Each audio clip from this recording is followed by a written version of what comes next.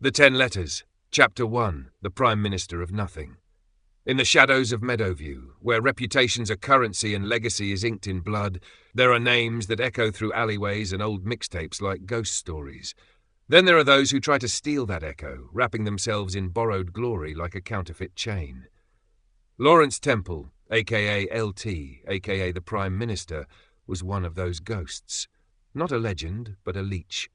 Not from Meadowview, but from the cracked pavement of San Francisco's Hunters Point, where survival meant hustle, and love was as scarce as silence after a gunshot. When LT moved to South Sacramento, he came with two things, a story and a strategy.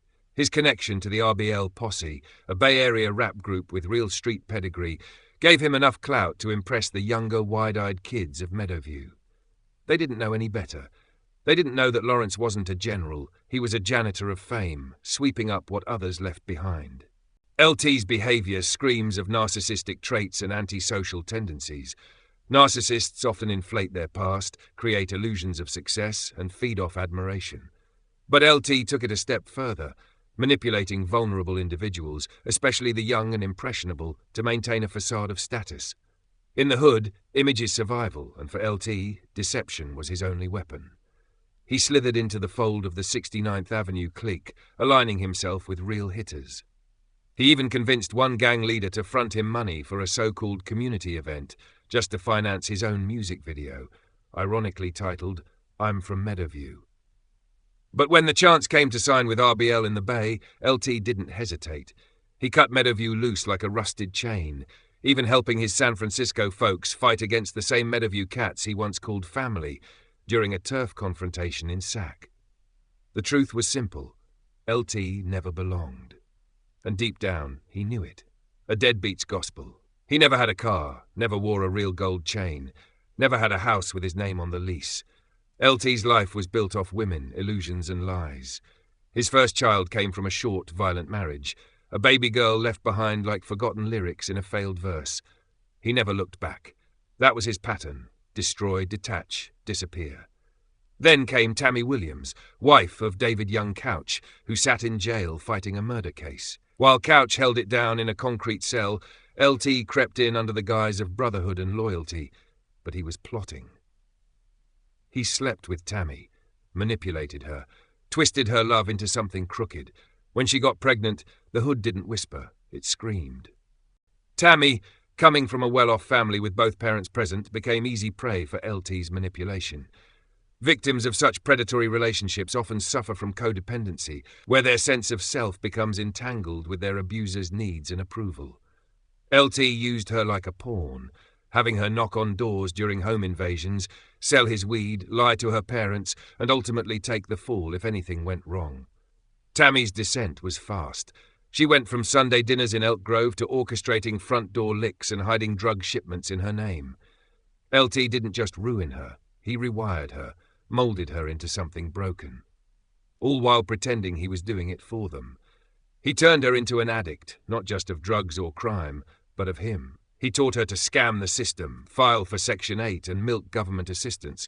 Her house became his trap, her life his hustle. And yet, he still called himself Prime Minister. But real kings don't eat off another man's plate. Real leaders don't abandon daughters or betray brothers. LT wasn't a top dog. He was a stray mutt with a stolen chain, a fake crown, and a legacy built on quicksand. By his late 30s, LT should have been someone's OG, a voice of wisdom, a mentor, a blueprint. But instead of evolving, he became a caricature, an old head clinging to youth like a corpse refusing to rot. After burning every bridge in Meadowview, LT found a new obsession, NBA Youngboy, the Louisiana rap star whose fame ignited a generation of young street soldiers, raw, loyal, reckless, and viral. LT, now sliding into his 40s, became hypnotized by Youngboy's rise, seeing in him a mirror of what he thought he could have been. But obsession twisted into delusion. Through a sketchy middleman, a dude with loose ties to a Youngboy associate known only as Dog, LT claimed affiliation. The truth? He was never really in. But LT, ever the performer, tattooed the gang's initials on his arm like a desperate badge of honor, trying to create the illusion of connection. He flooded social media with filtered photos, hashtags, and stories about late-night calls and studio sessions that never happened. Psychological lens. This behavior tracks closely with a phenomenon called parasocial delusion, a psychological disorder where an individual believes they have a deep, mutual connection with a public figure who has no awareness of them. LT's mind clung to this fantasy like a life raft in an ocean of his own failures. He thought if he could stand next to Youngboy, or even one of his shooters, he'd validate his entire life. He wasn't chasing opportunity. He was chasing an escape from his truth. All the while, his own son, the same age as Youngboy, sat fatherless. Another kid in Meadowview without a guide.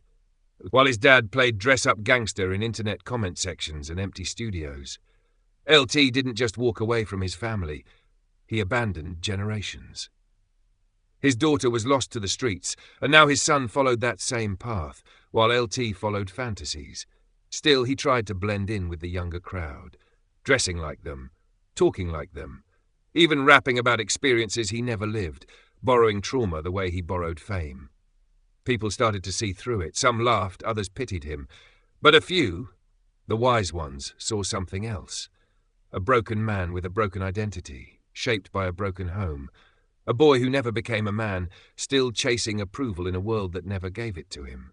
They called him the Prime Minister. But his kingdom was built on fraud. His alliances forged in lies, and his crown was paid for with someone else's credit card.